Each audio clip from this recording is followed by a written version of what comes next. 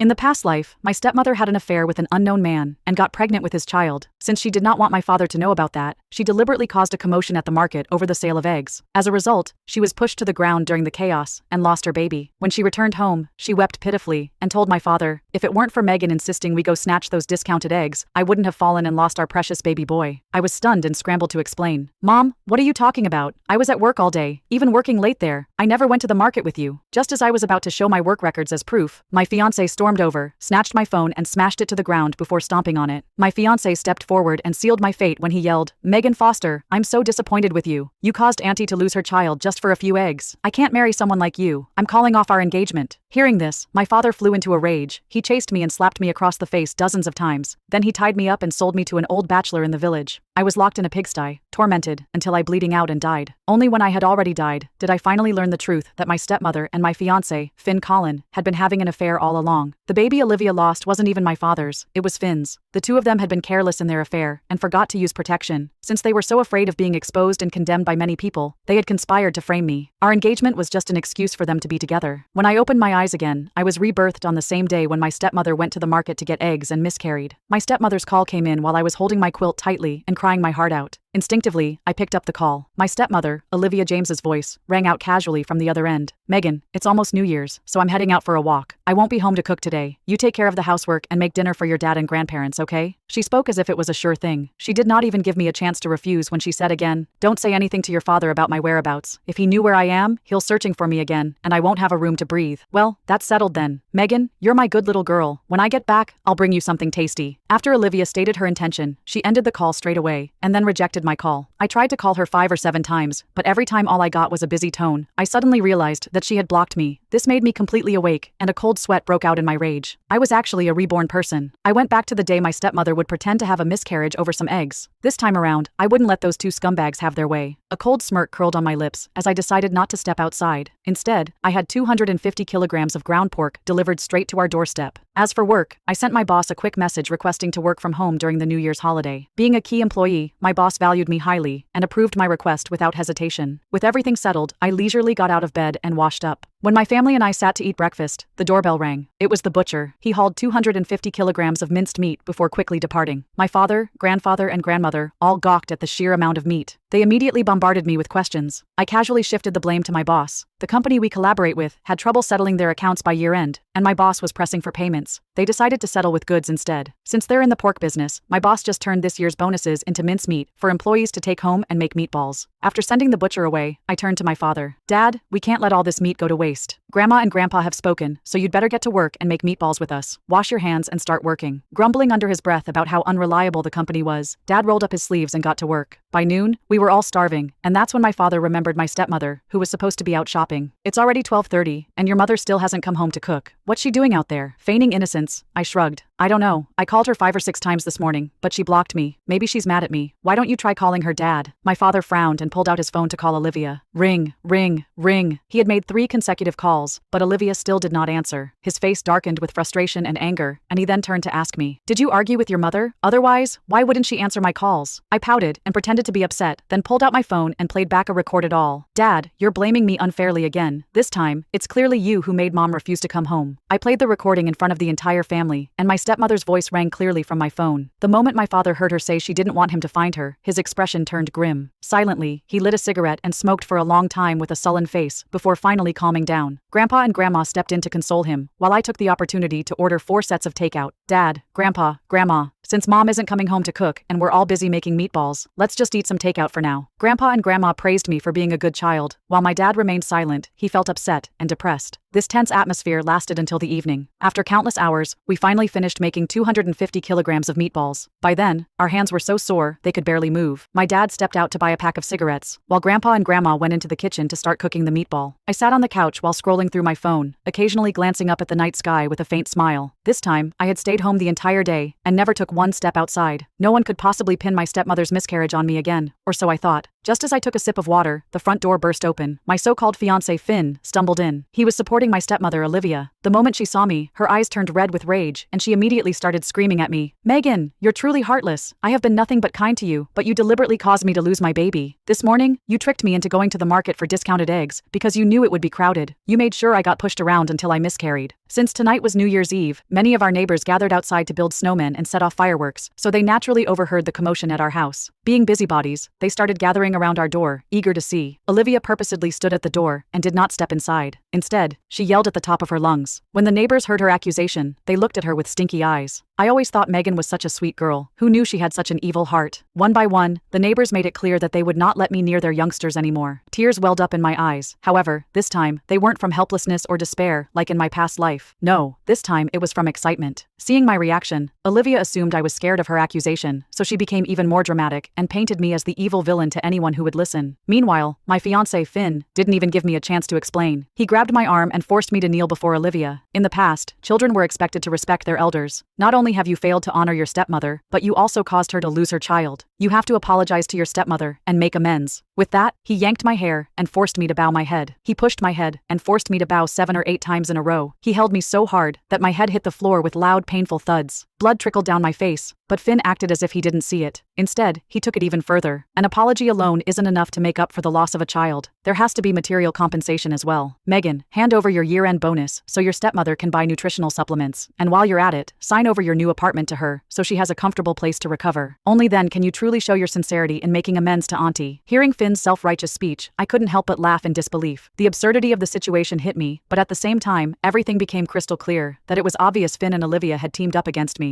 Not only did they want to get rid of me, but they also had their eyes on my year-end bonus and my property. My dad had only gone out to buy cigarettes, and before long, he returned with a cigarette dangling from his lips. Seeing the large crowd gathered outside our home, he hesitated for a moment, confused. However, before he could ask anything, Olivia rushed forward, pressing herself against him like a fragile flower in the wind. Tears welled up in her eyes, her face full of sorrow. "Thomas, you have to stand up for me. Megan killed our child." My dad's expression darkened instantly. He stiffened, his face stormy, as he turned to me and roared, "Megan, get over here. What the hell is going on?" Before I could respond, Finn stepped in front of me and blocked my way as he added fuel to the fire. "Uncle Thomas, it's all Megan's fault. You have to seek justice for Aunt Olivia." "That's right, Thomas, you have to punish Megan severely and avenge our son." Olivia clung to my father's arm and wailed. "This morning, Megan insisted I go with her to the supermarket to grab some discount eggs. I told her I was pregnant and didn't want to go, but she dragged me to go there anyway. When we got there, the place was packed. Megan refused to go into the crowd herself, so she pushed me in instead. There were so many people. Someone knocked me down, and then the crowd just kept pushing, and I lost my baby." She broke down in sobs. "Woo, Thomas, our precious son. He never even got a chance to be born before Megan took his life." She kept on wailing. She was completely oblivious that my dad's face was growing darker and darker. By the end of it, his face was a mixture of red, black, and green. A real festive touch for the new year. Yet Olivia remained completely oblivious. She was too caught up in demanding compensation for her miscarriage. However, after a while, she finally noticed something was wrong, because the entire courtyard had gone silent. Slowly, she turned to look at my father, only to meet his dark, murderous glare. Olivia instinctively shivered and hesitated before speaking again. "Thomas, why aren't you saying anything?" My father clenched his teeth, his jaw tightening. "So, are you saying that early this morning, Megan dragged you out to fight for discount eggs, and that's how you lost the baby?"